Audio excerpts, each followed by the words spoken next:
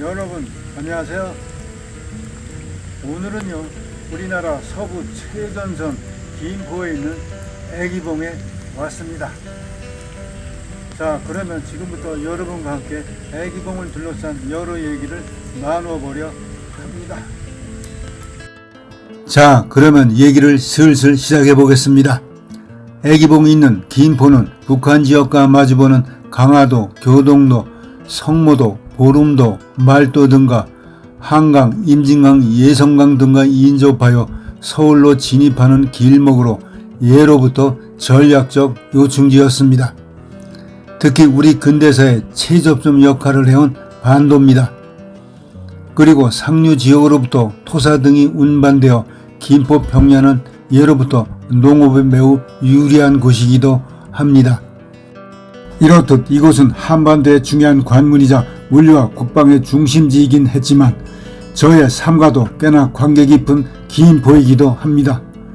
6.25 전쟁 당시 평안남도에서 월남하신 부모님을 따라 이곳에서 태어나 지금의 김포공항 인근의 천막과 토막촌으로 구성된 마곡 피난민 수용소에서 한동안 시간을 보냈기 때문이지요.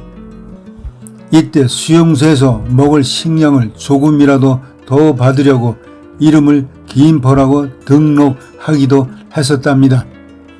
이후 춘천에 정착하면서 1958년 대한민국 최초로 제정된 민법에 의거 정식 호족에 등재하면서 학렬에 따른 이름을 갖게 됩니다. 말하자면 한국 현대사의 축소판이라고도 할 수 있지요. 그건 그렇고요. 이제 애기봉을 찾았던 소회를 하나하나 꺼내보려 합니다. 무더운 여름 은퇴한 동생과 함께 모처럼 애기봉과 인근의 문수산을 땀을 뻘뻘 흘리며 오릅니다. 사실 이곳은 태어나 잠시 머문 곳이기도 하지만 50여 년 전 이곳에서 군생활을 하면서 해병 대원들과 함께 수시로 수색 정찰과 매복 지원을 나가며 오르내렸던 잊지 못할 곳이기도 합니다. 그리고 그간 동료, 지인 등과 가끔 생각나면 찾았던 곳이기도 하여 낯설기보다도 정든 곳입니다.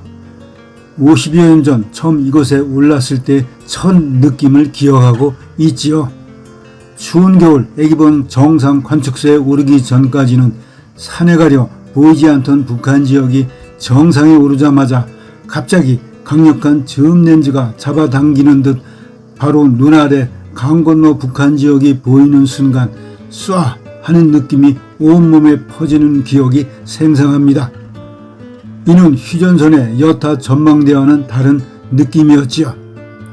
손에 잡힐 듯한 가까운 강 하나 사이에 두고 오랜 세월 이렇게 대치해왔나 하는 안타까운 마음이 앞섭니다. 특히 북한 지역에 길게 늘어선 둥둥 떠있는 얼음 유빙을 보며 남북한의 찬 냉랭한 바람을 맛보았습니다. 이러한 유빙이 녹으면 남북한의 얼음 같은 분위기도 녹으려나 기대도 해보았지요. 여기에 더하여 애기봉에 얽힌 사연만큼이나 헤어진 가족을 보고 싶어하는 실향민들의 애 끓는 소리도 들리는 듯 했습니다. 이런 예전의 일을 회상하며 애기봉 정상 전망대로 향합니다. 가는 도중 해병대 서부전선 이상 없다는 군의 의지가 담긴 글을 보는 마음 든든하기만 합니다. 이윽고 애기봉 평화생태공원 내에 조성된 평화생태전시관 앞에 주차하고 본격적인 애기봉 탐방에 나섭니다. 먼저 눈에 띄는 곳은 1971년부터 성탄절이나 부처님 오신 날 등 북녘을 향해 불빛을 발하던 철 등탑이 43년 만인 2014년 철거된 후 축소 재현된 등탑 모습이었습니다. 그러나 북녘 동포들이 볼 수 없는 위치에 서 있어 남북 갈등 요소를 줄였는지는 몰라도 아쉬움을 달래야 했습니다. 이어 전시관에 마련된 그림 등을 감상하고 영상관에서 애기봉과 얽힌 역사, 문화, 생태 등에 관한 얘기, 그리고 VR 체험관에서는 개성으로 가는 가상 기차 여행은 옛 고려시대 개성 역사 유적지를 찾아갑니다. 그리고 미래관의 뮤지컬 애기봉 영상은 이곳 고유 설화인 병자호란 당시 평안 감사와 기생 애기의 비극적 사랑 이야기를 담은 창작극으로 이곳의 애달픔과 애끓음을 전해줍니다. 이제 애기봉 정상 전망대로 가기에 앞서 애기봉을 둘러싼 여러 얘기를 기억하며 탁 트인 전시관 뒤 공원으로 나갑니다. 불과 1.4km 떨어진 북한 지역이 조강 건너 눈앞에, 아니 가슴을 파고듭니다. 이러한 풍광을 눈에 담으며 편안하게 잘 조성된 공원 속의 분수대 앞을 지나는 탐방객들과 함께 북한 지역이 잘 보이는 정상 전망대로 향합니다. 정상 전망대에 오르는 흔들다리 입구에 섭니다. 40도를 오르내리는 무더위를 식혀주느라 흔들다리 양쪽에서 찬 미세 물방울을 뿜어대는 안개 분무는 산책을 가볍게 해줍니다. 눈을 들어 전망대를 바라보니 그전에 보이지 않던 지그재그로 올라가는 탐방로에 눈길이 갑니다. 우거진 숲속에 놓인 완만한 탐방 데크길은 오르는 재미를 더해줍니다. 도중에 정치 어린 쉼터나 조형물 등은 지루함을 줄여주더라고요. 그런데 알고 보니 이 지그재그로 설계된 이유는 편안하게 걷기 위함도 있었지만 2014년 43년 만에 철거된 철 등탑 대신 설계했다는 얘기를 듣습니다. 그래서 연말 연시에 크리스마스 트리를 상징화한 탐방로 점등식이 거행됩니다. 그런데 이 불빛은 북녘이 아닌 남쪽 정상 기슭에 켜지는 까닭에 북녘 동포들이 직접 보지 못하는 아쉬움을 금할 수 없는 현실임을 직감합니다. 지그재그 생태 탐방로를 따라 애기봉 정상 전망대에 오릅니다. 산 정상에 가려 보이지 않던 강 건너 북한 땅이 갑자기 몰려오는 듯한 기세로 눈앞에 다가섭니다. 이미 올라온 관광객들은 탁 트인 전망대 광장에 설치된 여러 개의 만원경을 통해 북한 지역을 하나라도 빼놓지 않으려는 듯 살펴봅니다.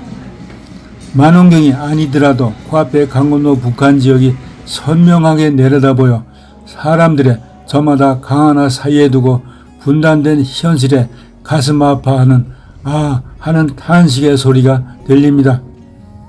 그리고 이곳에 온 외국인들도 손에 잡힐 듯한 가까운 북한 모습에 긴장해하는 모습도 볼 수 있었지요.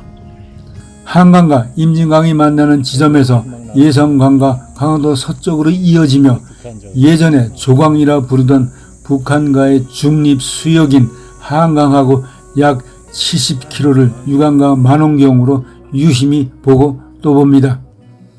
말없이 흐르는 강과 북한 지역의 나지막한 산등성이를 따라 이어지는 북한군의 전술 도로는 남북한 상황이 어떠한지 보여주는 냉엄한 현실임을 잘 보여주고 있더라고요. 늘어선 북한 선전마을 앞에 논에서 줄지어 손모내기 하는 모습을 보는 관광객들은 저마다 낙후된 그들의 농사 모습에 안쓰러워하는 모습이 역력합니다. 그러면서 군복무 시절 한강 하구를 따라 북한군의 움직임을 살펴보기 위해 관측기 L-19을 타고 저공 비행하던 옛 추억도 생생하게 떠올랐지만 지형은 예전 그대로인데 어찌 남북한의 자유로운 왕래가 끊긴 지 80여 년이 지나다니 뭐라 말이 안 나옵니다. 통일신라가 신라 후백제 후고구려 등 삼국으로 분열된 후삼국 시기 약 40여 년보다 2배나 더 긴 남북 분단을 생각하면 통일의 의미가 진하게 다가옵니다. 이렇게 전망대 광장에서 북한 지역을 관망하다가 실내 전망대로 들어와 다시 조강과 얽힌 영상을 되새깁니다. 애기봉에서 보이는 북녘 땅은 손을 뻗으면 닿을 듯 가깝게 느껴집니다. 강변에 설치된 북한군 초소에서는 주 야간 경계에서는 북한군의 모습도 볼 수 있습니다.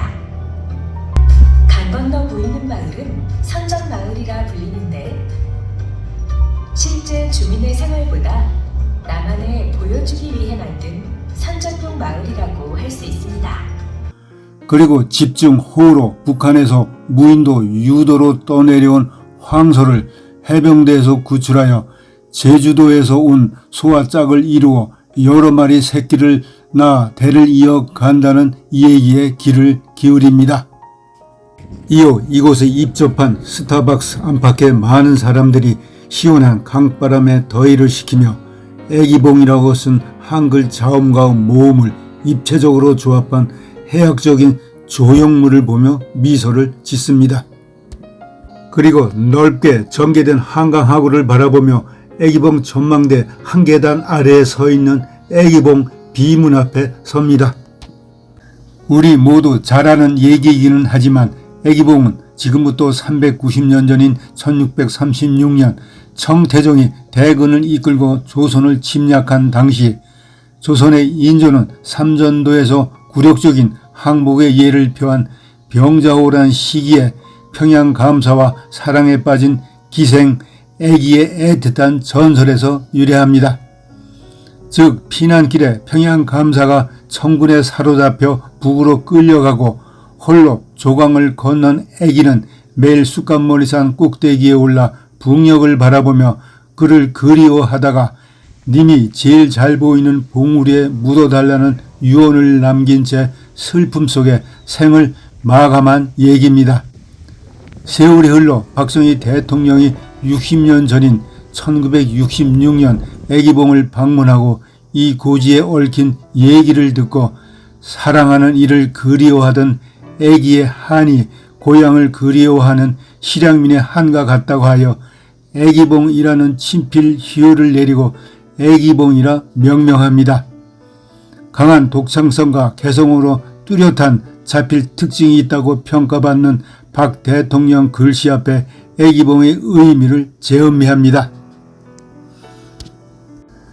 그리고 전망대 인근에 자리한 1963년에 개봉된 영화 돌아오지 않는 해병 촬영 장소 표시석에 당시 영화를 즐겼던 어린 시절을 회상하며 다시 보고 싶은 마음이 생기더라고요.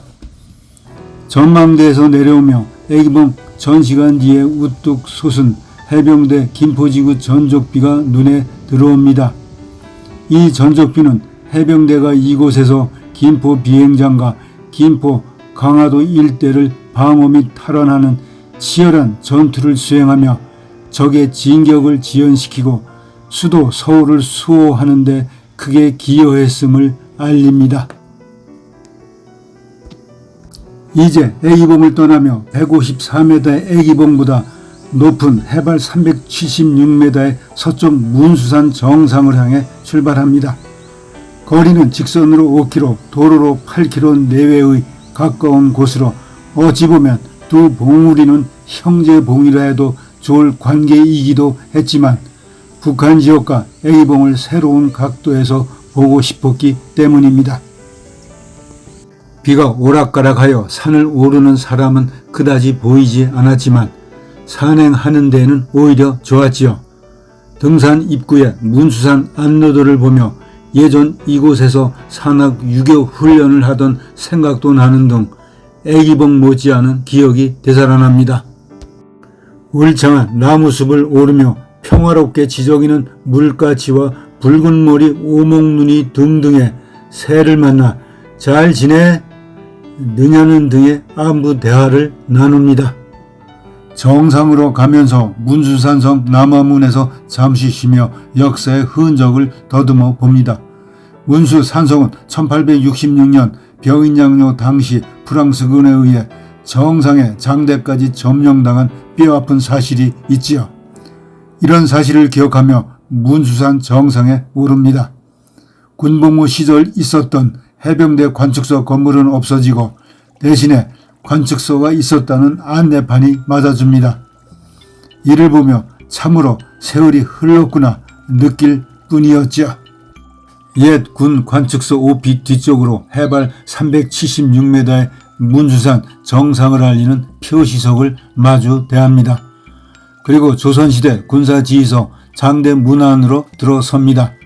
병인양요 당시 소실되어 151년 만에 복원한 장대 위에 올라섭니다.